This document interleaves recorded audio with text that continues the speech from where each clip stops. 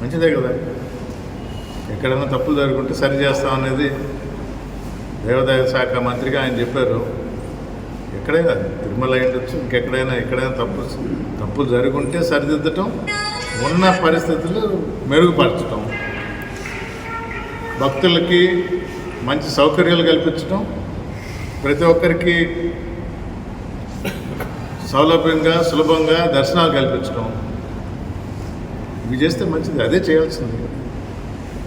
ఆ శాఖ మంత్రిగా ఆయన దాని మీద దృష్టి పెడితే మంచిదే కదా. దాని ప్రతిష్ట భంగం కలిగిందంటే ఏముంది, తప్పులు జరిగినాయి అన్నట్టు ఉంది.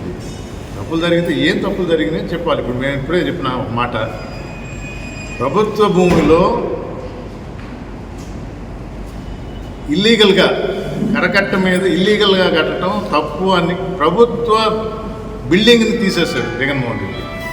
పక్కనున్న ప్రైవేట్ భూమిని కాదు, అది కోర్టుకు పోయి స్టే తెచ్చుకున్నారా ఎట్లా అది వేరే విషయం. ప్రభుత్వమే తప్పు చేయకూడదని ప్రభుత్వ బిల్డింగ్ తీసేశాడు. ప్రమాణ స్వీకారం అయిన పక్క రోజే మా పార్టీ ఆఫీస్ని పగలగొట్టాడు. ఇది తేడా. సో మీరు అన్నట్టు ప్రక్షాళన చేయాలా లేదా మెరుగుపరచాలా ఆయన ఉద్దేశం ఏంటో అది ఏంటి అని చెప్తే దానికి మేము జవాబు చెప్పగలం. తప్పు జరిగింది అంటే ఏ తప్పు జరిగింది చెప్పాలి కదా. నాకు తెలియదు, నేను ప్రెస్ మీట్ నేను చూడలేదు. కానీ తప్పు జరిగింది అన్నప్పుడు ఏం తప్పు జరిగింది?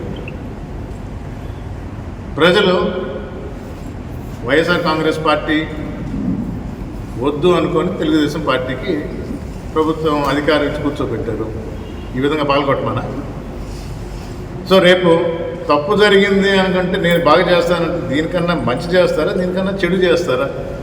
ప్రజలకి ఆమోదకరంగా ఉన్నప్పుడు అది మంచి, నీకు నచ్చింది కాదు. మరి ఆయన ఏంటి అనేది చెప్తే కదా నేను దానికి జవాబు చెప్పగలను. అది నేను ఎటో ఏకీభవిస్తా. ఆయన ఏం దృష్టిలో పెట్టుకొని అన్నారో, దేని గురించి మాట్లాడారో మాకైతే అవగాహన మీరు చెప్పిన దానిలో అయితే లేదు. నేను ప్రెస్ మీట్ చూడలేదు.